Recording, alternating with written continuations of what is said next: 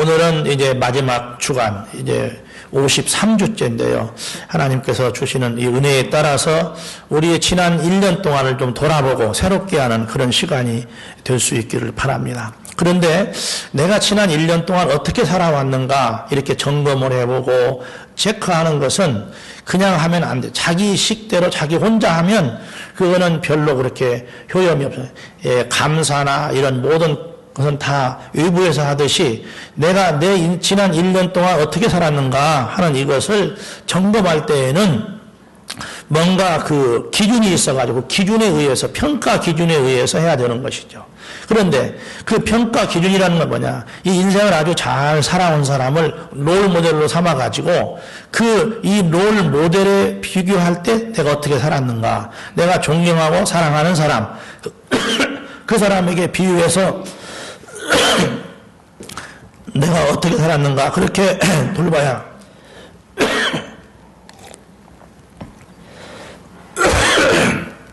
돌아봐야 할 것입니다.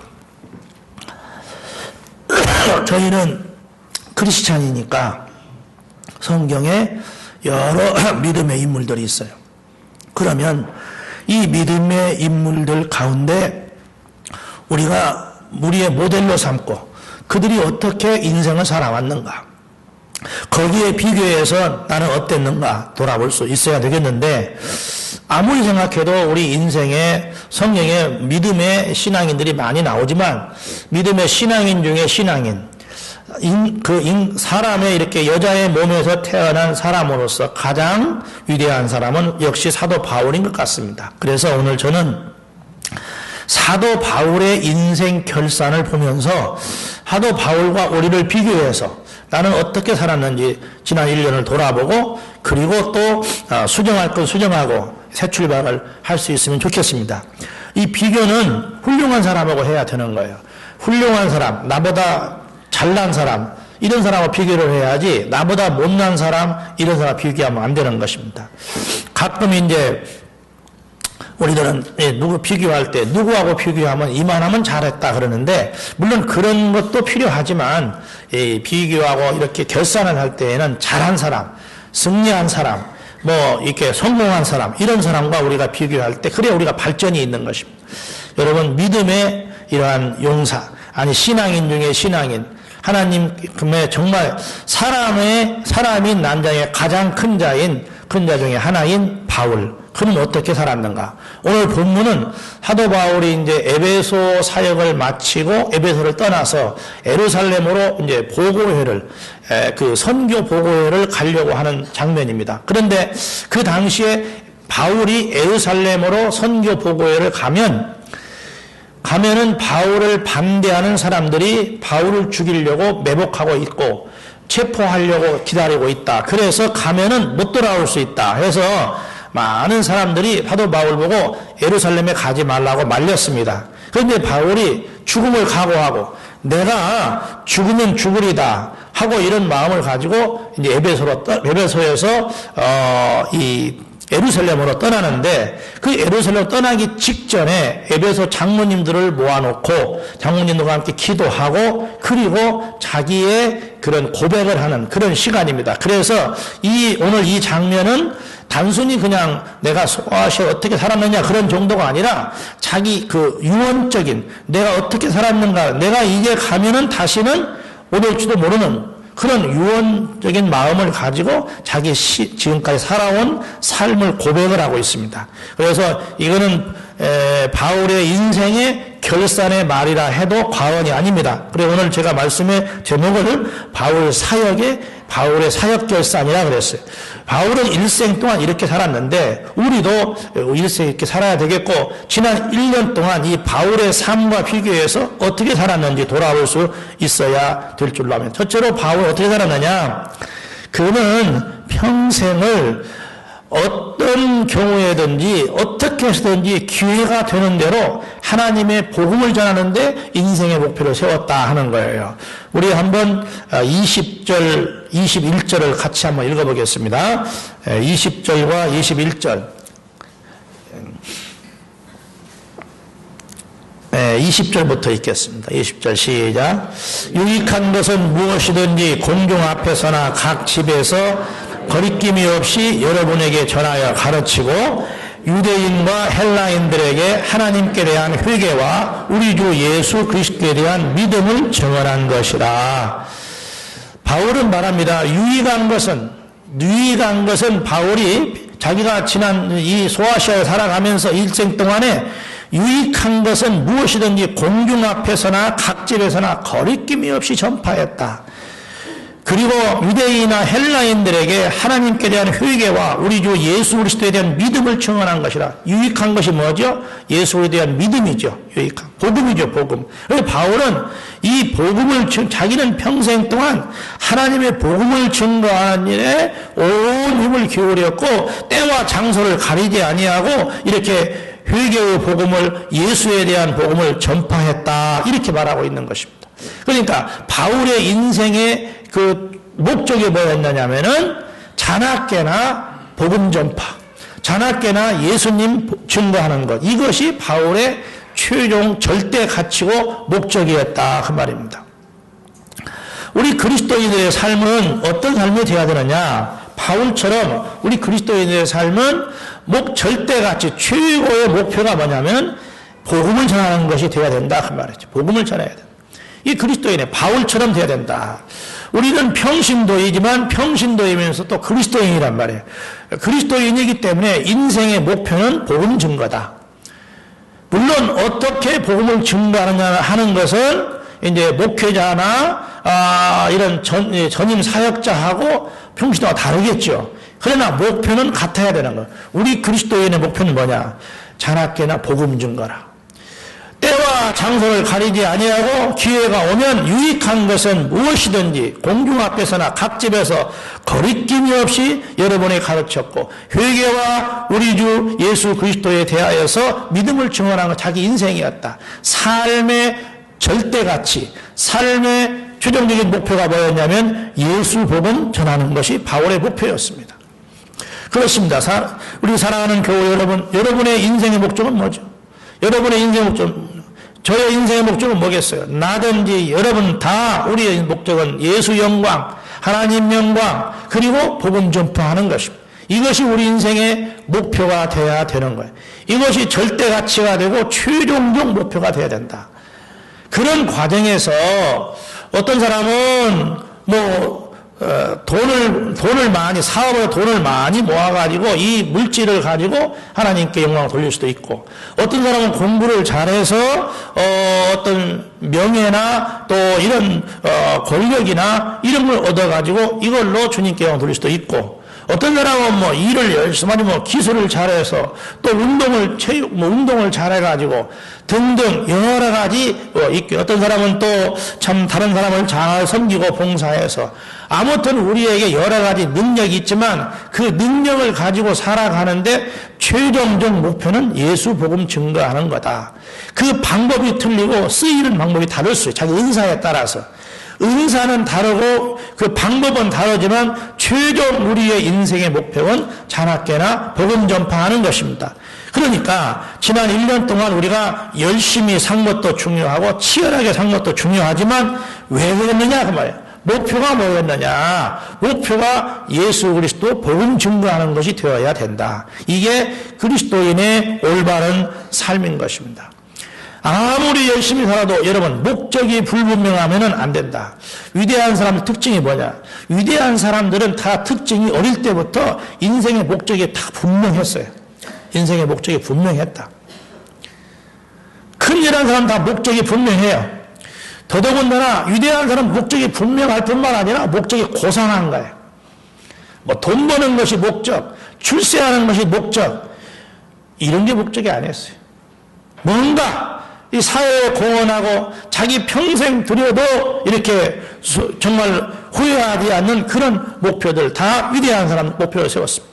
어떤 친구 이제 전북대 상대를 나왔는데 하고 취직을 했어요. 제가 물어봤어요. 왜 이렇게 상대를 갔냐 그랬더니 이렇게 말합니다. 그 사람 목적이 참 좋아요. 그것은요, 목사님, 상대를 나와서 회사 중소기업을 하나 차려가지고 그 다음에 여비서를 하나 딱 두고 그 다음에 사장석에 딱 앉아가지고 발 딱 책상에다 올려놓고 여기서 보고 커피 타와 발 주물러 뭐 요거 하고 싶어서 그래서 자기는 사장해야겠다. 근데 아주 그걸 진지하게 그렇게 말하는 거예요. 진지하게. 안 웃겨요? 나 너무 우스워서. 그래서 그렇게 자기가 어렸을 때 자기 어떤 회사에 갔는데 그 사장이 딱 그렇게 책상 위에 발 올리고 옆 사람한테 커피 타오라고 하는 그렇게 멋있어 보였다는 거예요. 사람은 뭘 보고 크느냐가 굉장히 중요한 거. 어떻게 사냐 그분. 그렇게 살아요. 진짜 그렇게 살아요. 지저분하게 살아요. 지저분하게. 여러분 인생의 목표가 중요한 거예요. 목표가 천박하면 천박하게 사는 거예요. 위대한 사람들은 목표가 천박하지가 않아요. 하다못해 의사를 하더라도 돈 벌려고 의사하는 사람은 천박한 사람인 거예요. 왜 의사 됐습니까? 대부분 이렇게 말합니다. 불쌍한 사람 치유에 도와주려고. 아주 그렇게 안 살망정 적어도 목표는 그랬다 그 말이에요. 또 어떤 사람은 우리 어머니가 일찍 이렇게 돌아가셔서 그런 정말 그게 너무 가슴 아파서 그런 사람들을 그런 치료해 주기 위해서 뭐 이런 고생한 거예요. 왜 돈 버냐? 왜 의사가 되냐? 왜 공부 열심히 하느냐? 다 이렇게 되는 거예요. 목적이 거룩하고 목적이 고상하고 목적이 아름다워야 그 인생이 행복하고 그 인생에 축복된 것입니다. 운동을 열심히 해도 내가 이거 운동해가지고 박지성 같이 뭐 몇백억 돈 벌어야겠다 그게 아니라 내 이 운동해가지고 정말 하나님께 영광 돌려야겠다. 민족에 하다못해 하나님은 그만두라도 이 나라와 민족의 이런 그 빛을 드러내야겠다. 이런 정도 돼야 그래야 되는 거 아니겠습니까? 목적이 분명해야 되는 것이죠. 목적이 고상해야 됩니다. 목적이 아름다워야 되는 거예요. 그러면은 하나님께서 그 목적이 아름답고 고상하면 거기에 필요한 물질도 주시고 명예도 주시고 권력도 주시고 우리 삶에 필요한 것도 그건 수단이지 그게 인생의 목표가 되어서는 안 된다. 사랑하는 우리 교우 여러분, 지난 1년 동안 여러분의 인생의 목적을 확실히 하셨습니까? 그리고 그 목적을 잃어버리지 않고 살으셨습니까?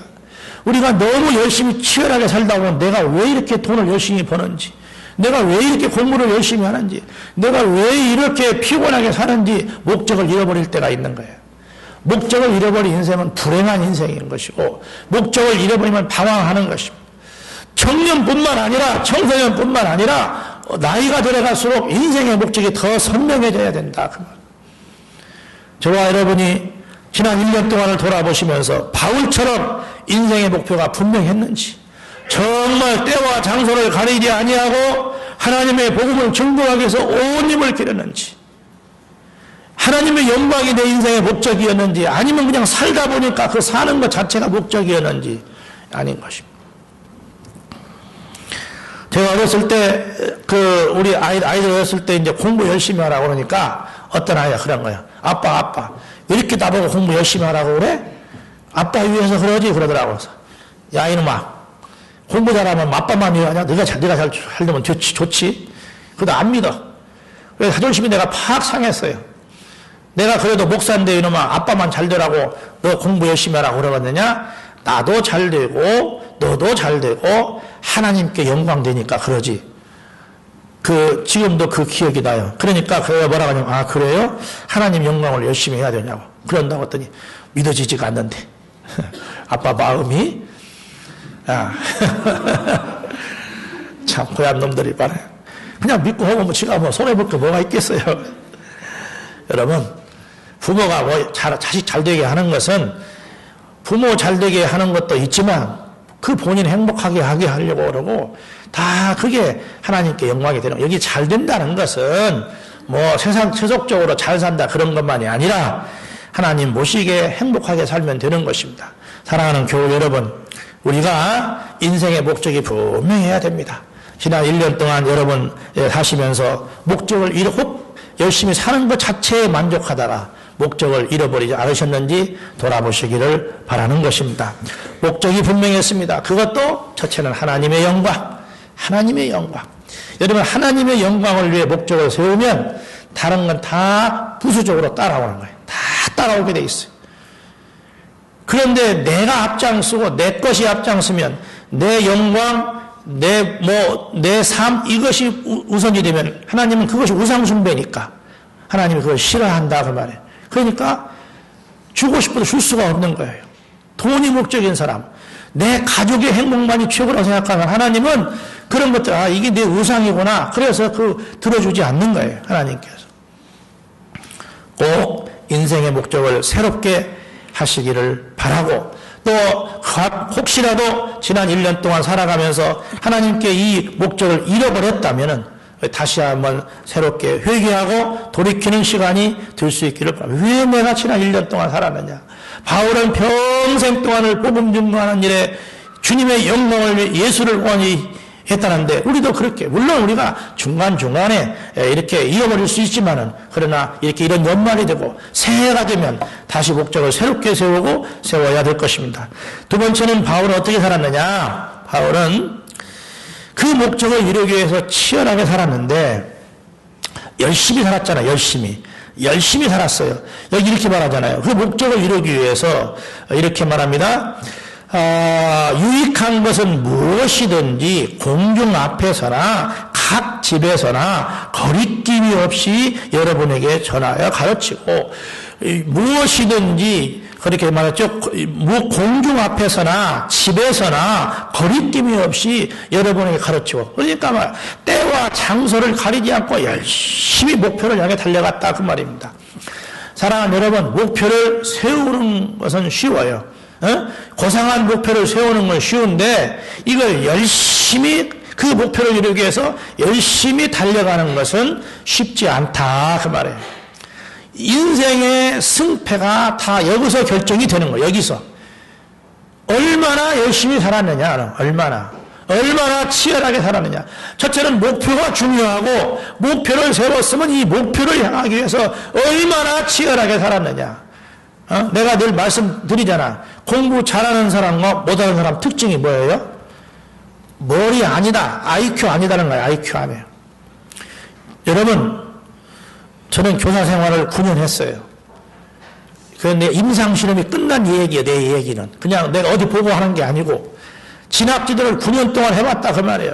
그리고 9년 후에 지금 살아가는 사람들, 그 사람들 내가 임상실험 다 해보고 하는 얘기예요. 공부는 머리가 아니라 공부는 엉덩이로 하는 거예요. 엉덩이로. 맞지요? 그런데 엉덩이도 아니고 뭐냐면 집중력이에요. 집중력. 공부 못하는 사람 특징은 잘 앉아있질 않아요. 그래서 벌써 성격적으로 이게 앉아있기 힘들어하는 사람은 빨리빨리 사업시키세요. 괜히 그거 공부하려고 하면 안 돼. 이 엉덩이 불이 나야 되는 것이지, 이게 막 돌아다니기 좋아하고 막 이런 사람은 박지성 같이 축구를 시키든지 사업시키든지 그래야 돼. 그걸 은사에 안 맞는 걸, 사람의 여러분 기질은 잘 안 변하는 거예요. 기질은 변하긴 하겠지만 기질은 하나님이 주시는 은사란 말이야. 은사에 맞게. 그러니까 일찌감치 체육대학을 보내란 말이야. 체육대학. 일찌감치 사업하게 하고 그래야지. 그놈을 잡아놓으면 막 열불나고 미치지 미쳐. 토끼 보고 헤엄치라고 하면 되겠어요? 거북이 보고 막 나와서 거북이 보고 나와서 육지에 살아가면 되겠냐고. 거북이는 땅 어디서 살아야 돼? 바닷속에 살아야 샥 가가지. 여러분, 기질을 바꾸려고 하면 안 돼요. 기질을 살리는 걸 해야 됩니다. 어떻게 해야 돼요? 그러니까 공부 안 할, 여러분, 그 머리 좋고 나쁜 문제가 아니라니까. 그 공부의 문사가 아니니까 일찌감치 사업계로 내보내고 장돌배기로 내보내서 훈련받게 하는 게 훨씬 나중에 그래야 큰 재벌 되는. 공부는 뭐냐면 엉덩이가 딱 붙어 있어야 되고, 그 다음에 딱 앉으면 집중력 갖고 해야 되는데, 되게 공부 안 하는 특징이 뭐냐면 앉아있긴 하는데 공부를 안 하는 거예요. 그래서 거기서 공부 잘하는 사람과 못하는 사람 차이가 나는 것입니다. 그러니까 여러분 목표는 다 세울 수 있어요. 얼마나 치열하게 그 목표가 살았냐. 바울은 이 복음 목표 전하기 향해 어떻게 했냐면 이렇게 말했잖아요. 무엇이든지 공중 앞에서나 각집에서나 거리낌이 없이 여러분에게 전하였어. 계속 기회를 노리고 이렇게 했다. 그말 열심히 살아야 돼. 옆 사람하고 우리 악수 한번 해요. 열심히 삽시다. 열자리 X들을 넣고 열심히. 오늘은 장모님들 제일 잘한다. 나는 꼭 하면 장모님들을 보거든요. 장모님 잘 안 하시니까. 근데 다시 한번 열심히 삽시다. 이쪽에 열심히 열심히. 너무 감사해요. 인생은 열심히 살아야 행복한 거예요. 열심히. 뭐든 하는지 간에 뭐든지. 누가 그런 말 했어요. 기적도 열심히 노력하는 자의 기적이 일어난다고 그랬어요. 기적도. 열심히 하다. 지난 1년 동안 우리가 뭘 한번 돌아보면 내가 후회 없이 살았다. 진짜 그냥 원 없이 살았다. 그런 사람 행복합니다. 손 들어보세요. 그런 사람. 10명 있네요. 감사합니다. 행복. 원 없이 살아. 정말 내가 원 없이 출퇴근했단 말이지. 원 없이 운동만 했다. 원 없이 내가 그냥 돈 벌기 뛰었다. 뭐 인생이 성공하고 보다는 상관없어요. 여러분, 실패할수록 성공의 확률은 높아지는 거예요. 실패할수록. 실패를 해야 성공하는 것입니다. 이 세상에 실패 한 번도 안 하고 성공한 사람 있습니까? 없어요. 조연아 같은 사람도 실패하잖아요. 그게 큰 약이 될 거예요. 일찍이 그런 엄청난 실패를 안 해봤기 때문에 저런 실패를 하는 거예요. 그러니까 실패했냐 안 했냐가 중요한 게 아니고 지난 1년 동안 열심히 살았냐 안 살았냐 이게 중요한 거예요. 열심히 살았으면 할렐루야. 열심히 살았으면 하나님께 영광인 거예요. 원 없이 살았으면 열심히 삽시다. 그리고 그렇지 않은데 내가 정말 이렇게 사업은 벌려놓고 사업장에 잘 안 나가고 그리고 뭐 사람 없다고 안 나가고 뭐 날 춥다고 안 나가고 뭐 이렇게 했으면 회개해야 된다고. 열심히 살아야 돼. 열심히. 그건 뭐 그냥 밤잠 못 자고 그렇게 살아야 됩니다. 그런 사람이 행복한 사람이에요. 심장. 여러분 저 의사 선생님이 그러는데 심장에는 암이 안 걸린답니다. 심장에는 암이 없대. 사실인가 모르겠어요. 나 책에서 읽었으니까. 심장에는 암이 없대요. 왜 그럴까요? 아이고 계속 운동하니까. 그러니까 운동해요. 운동해야 됩니다. 할렐루야. 옆사 다시 한번 우리 운동합시다. 또 목사님 운동하세요. 시작. 여러분도 운동합시다. 새해 운동합시다. 우리 교회. 그래서 좀 우리 운동시설 좀 어디다 해놨으면 탁구장 좀 크게 하나 졌으면 쓰겠어. 요새 막 탁구 불 붙어갖고 2층이 무너지려고 그래요. 심장은 암이 안 걸린대요. 심장에는 암병이 없답니다. 왜냐하면 사랑하는 여러분, 열심히 사는 사람에게는 불행이 올 수가 없어요. 지난 1년 동안 열심히 살았다면 감사하고, 그렇다면 회개하고, 내년 1년, 우리가 새해에는 더욱더 열심히 삽시다. 그리고 바울은 어떻게 살았냐? 열심히 살았는데, 겸손하고 살았어요. 겸손. 우리 한번 읽어봐요. 19절 말씀 시작. 19절 시작. 곧 모든 겸손과 눈물이며 유대인의 관계로 말미암아 당한 시험을 참고 주를 섬긴 것과 겸손과 눈물이며 겸손했다. 바울은 겸손한 인생을 살았어요. 여러분, 바울이 누굽니까? 바울은 그 당시에 가말리엘이라고 하는 세계 최고의 철학자 밑에서 공부를 했어요. 이게 요새로 말하면 이 스카이 대학을 나온 거예요. 스카이 대학. 거기서도 제일 유명한 교수 밑에서 논문 써가지고 내가 어떤 분의 논문을 하나 읽었는데 그 논문 서문에 이렇게 써 있어요. 세계에서 그 논문 서문을 세계에서 아주 제일 유명한 사람이 쓴 서문인데 이렇게 말했어요. 그 사람이 이 사람은 1세기에 한번 나올까 말까 하는 학자다. 그렇게 칭찬해놨어요. 세계 최고 석학이 1세기에 한번 나올 똥말똥한 학자라고. 나는 그래서 그걸 탁 읽는데 그 서문만 읽고도 그냥 은혜가 되더라고요. 야, 이렇게 위대한 사람이구나.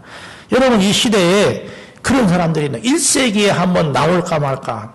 그런데 바울이 그런 사람, 1세기가 아니라 이 역사에 영원히 나오지 않는 그런 사람이 바로 바울인데, 그래서 헬라 철학을 통달하고 히브리 철학을 통달하고 말이지, 철학만 잘한 게 아니라 전도를 얼마나 많이 하고 얼마나 많이 희생을 하고 얼마나 많이 수고를 하고 재산을 다 들여버리고.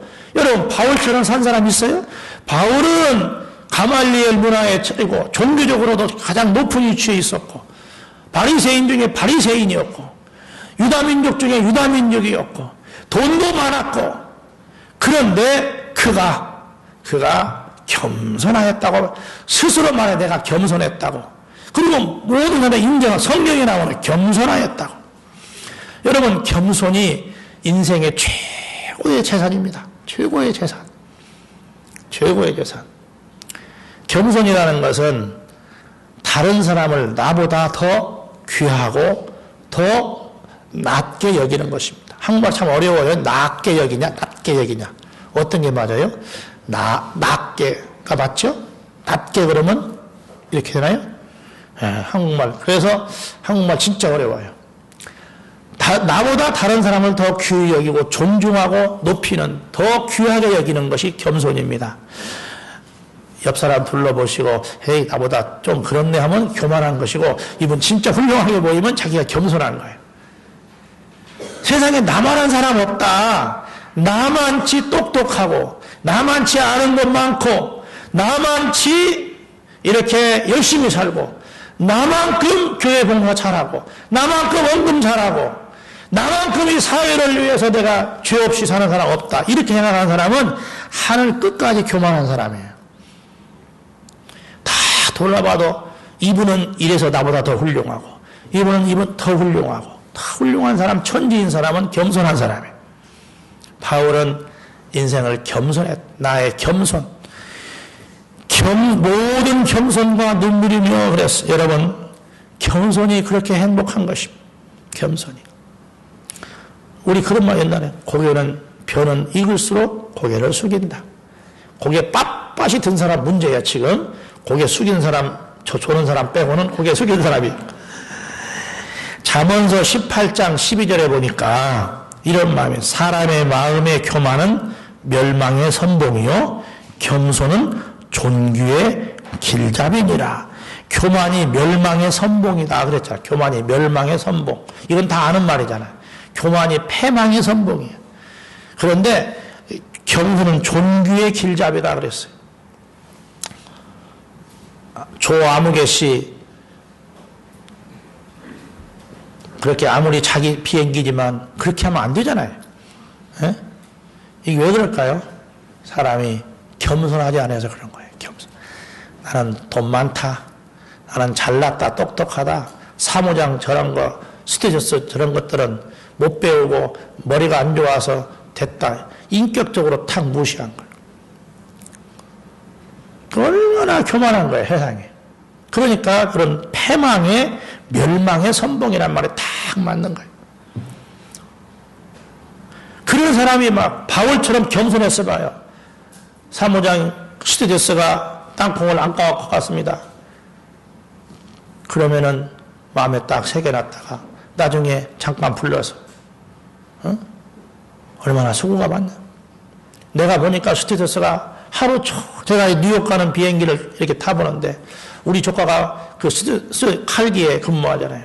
그래서 유난히 그게 옛날에는 안 보였는데, 유심히 보면은요, 우리 잠자는 시간도 그 안에서 계속 밥하고 뭐하고 막 이런, 얼마나 이 승객들이 괴롭히냐면, 이제 이렇게 이제 묻잖아요. 치킨 드시겠습니까? 비프 드시겠습니까?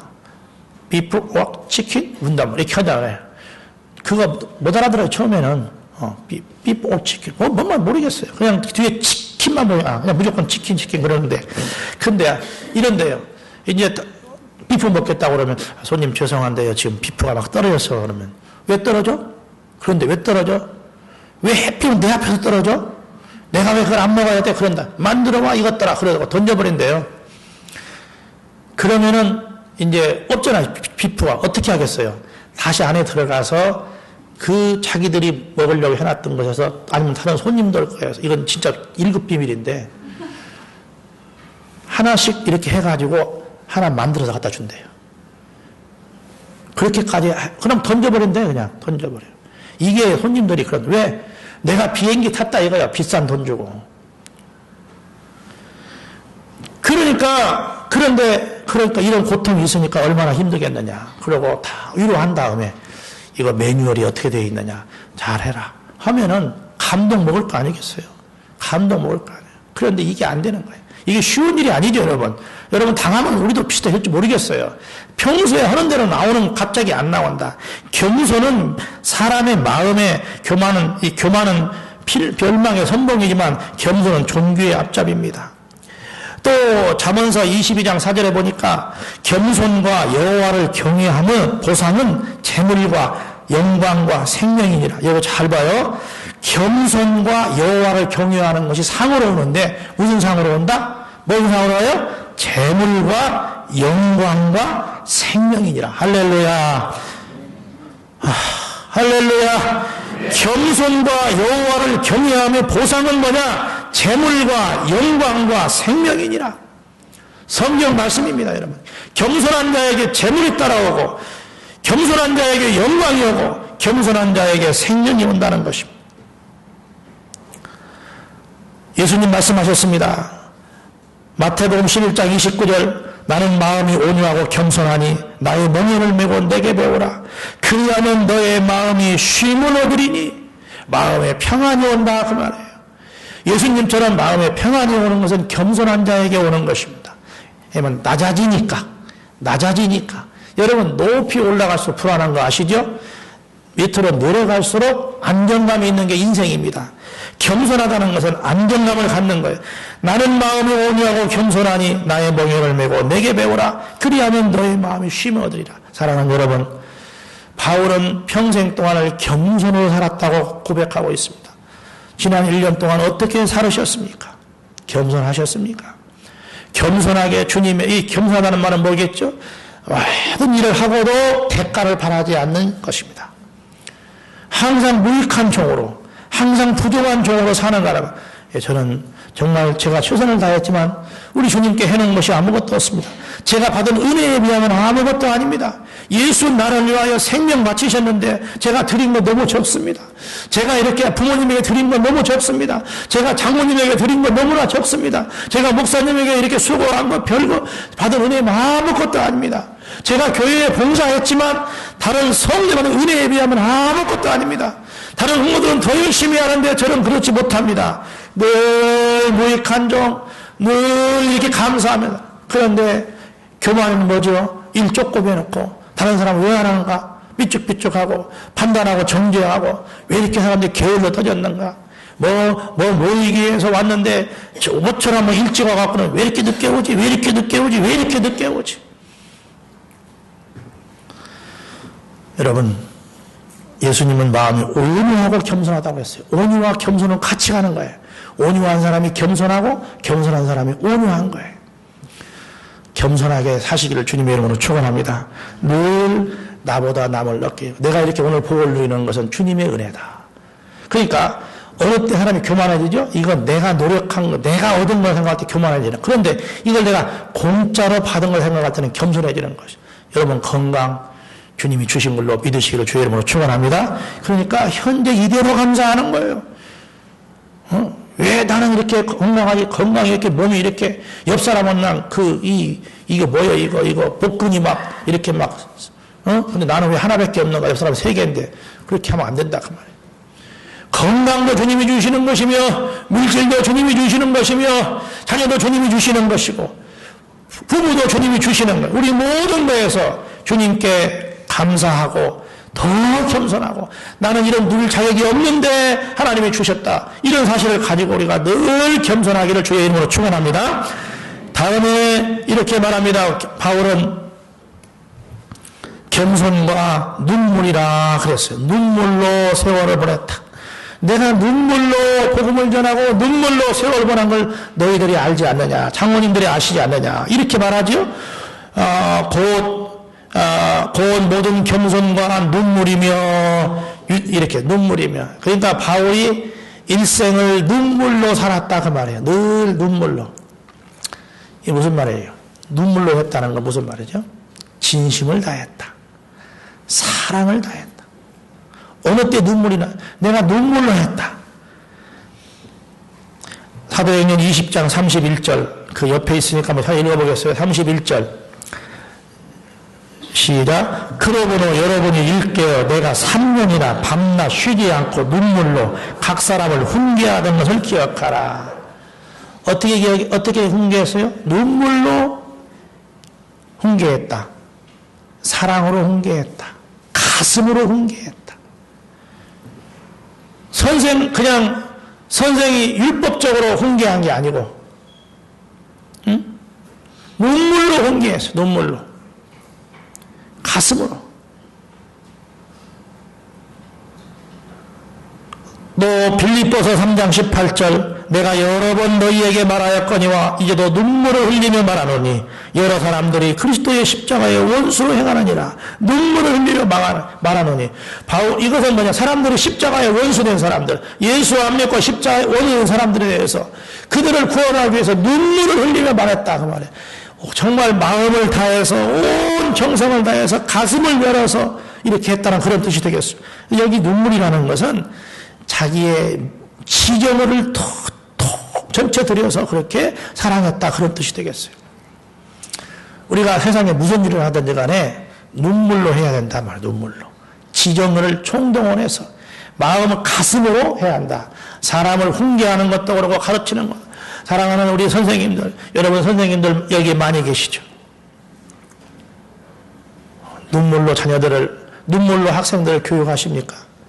세상이 다 그래 세상에 어디 그런 선생이 어디가 있어? 이 세상은 애 새끼들도 말 안 듣고 그런 나를 갖다 고발하려고 하는데 눈물이 어디가 있어? 쥐어 박아야지. 아닙니다. 그럴수록 이 세상에 지금 눈물이 없어서 문제인 거예요. 선생님들의 눈물이 필요하고요. 목회자의 눈물이 필요하고요. 권사님들의 눈물이 필요하고 장로님들의 눈물이 필요한 거예요. 이 시대가 눈물이 없어요. 눈물이 없으니까 법만 남아있고 어제 뉴스 보니까 말이지. 응? 고등학생이 대통령 비난했다고 해갖고 검찰에 고발해갖고 구속됐더라고. 아니 고등학생이 그런 거 갖고 그렇게 어디다 불 질른 것도 아닌데. 에? 이게 좀 문제예요, 요새. 법. 전두환 정권 때 법이 하여튼 전두환 정권이 하는 말이에요. 법은 만인 앞에 평등합니다. 그랬는데. 그때 법이 제일로 위세를 부렸어. 이게 말이에요. 세상에 법만 남고 율법만 남으면 그런 교회, 그런 세상은 살 맛이 없는 거예요. 뭐가 있어야 돼요? 눈물이 앞서는 거예요. 법보다 눈물이 더 중요한 거예요. 바울은 율법을 잘 알고 성경을 잘 알았지만 눈물로 내가 너희를 훈계했다고 그랬어요. 사랑하는 여러분, 이 시대에 지금 눈물이 필요한 시대라 그 말이야. 사랑이 필요한 시대라. 가슴과 가슴으로 만나는 이것이 필요해요. 인간관계도 그렇고 교회 안에서도 그렇고 교회에 그렇게 수만 명, 수천 명, 수만 명씩 모이는데 왜 그렇게 이런 사고도 많고 어려움 많냐? 눈물을 흘리는 목회자, 눈물 흘리는 장로님, 눈물 흘리는 권사님 없는 거예요. 지식은 높아가는데 아는 것만 하기는데 판단은 잘하는데 지난 1년 동안 왜 눈물을 흘리셨습니까? 우리 교회에 사업이 어려워가지고 고통당하는 분들이 있는데 그 사람 때문에 눈물 흘려보셨습니까? 암 투병하는 사람들 때문에 눈물 흘려보셨습니까? 기도하면서 눈물 흘려보셨습니까? 이 땅에 어두운 그늘 가운데 있는 사람들에게 눈물 흘려보셨습니까, 여러분? 아니, 사랑을 한번 실천해 보셨냐? 저도 그렇고 여러분도 그렇고 이 부분이 우리가 지금 부족한 거예요. 이 시대에는 눈물이 필요한 거예요. 눈물이. 바울같이 위대한 하나님의 종, 그 말씀의 종, 그 얼마나 칼같이 이렇게 믿음 살아가는 자기에 대해 이렇게 살았지만 세상에 대해서는 눈물로 권면했다는 것이. 그런데 우리는 반대인 것입니다. 나에게는 눈물이 있고 상대방에 대해서는 판단과 정죄, 날카롭게 한다 그 말이에요. 나에게는 아주 날카롭게 해야 될지 모르지만 다른 사람에 대해서는 우리가 눈물과 사랑으로 이들을 권면해야 되는 것입니다. 우리가 이런 눈물이 없었다면 우리는 한 번도 진심으로 애들을 교육해보지 않았고, 한 번도 우리가 진심으로 인간관계 정말 해결하고, 정말 진심으로 전도해보지 않았다는 것이 되는 것입니다. 내년에는 우리가 이런 사랑의 눈물을 가지고 이렇게 양떼를, 연약한 사람을 돕고 또 어둡고 그늘진 사람들을 위해서 우리의 사랑을 실천하는 그런 한 해가 될 수 있길 바랍니다. 마지막으로 바울은 유대인의 관계로 말미암아 당한 시험을 참고 주를 섬겼다. 주를 섬기는데 시험을 참고 섬겼다 그랬어요. 시험을 참고. 우리가 주님을 섬기려고 하면은요, 신앙생활을 하면서 시험이 참 많아요. 응? 막 새벽기도 시작하려고 하니까 눈이 와갖고 확 틀어버린다든가. 또 무슨 모처럼 이제 내가 내년에 주일학교 봉사하려고 그러는데 몸이 아프다든가. 이렇게. 성가대 모처럼 한번 봉사하려고 그랬더니 또 교회 오려고 그러니까는 남편이 핍박하고 이런 시험들이 있어요. 근데 여러분, 요즘 주님 섬기려면 시험을 이겨나가야 되는 거예요. 바울은 시험을 이겼다 그랬어요. 우리 예수님도 광야의 시험을 말씀으로 이기고 그리고 공생을 살았습니다. 마귀는요, 우리에게 여러 가지 시험을 줘요. 마귀에게. 그래서 피곤의 시험, 이런 시험들을 준다고 하면 이런 것들. 그런데 우리는 이걸 해결한 다음에 예수 믿겠다. 이걸 해결한 다음에 섬기겠다. 그러면 안 되는 거예요. 시험을 참고 섬겨야 돼. 시험을 참고 봉사해야 된다. 그래야 성장하고 그리고 이기게 되는 것입니다. 2015년도가 이렇게 다가오고 있는데 새해 여러분 믿음으로 도전하시고 여러 가지 사역 분야에서 이 문제가 해결된 다음부터 하겠다가 아니라 지금 그 시험을 갖고 있으면서 참고 사역하고 봉사하시고 그렇게 할 때 역사가 일어나게 되는 것입니다.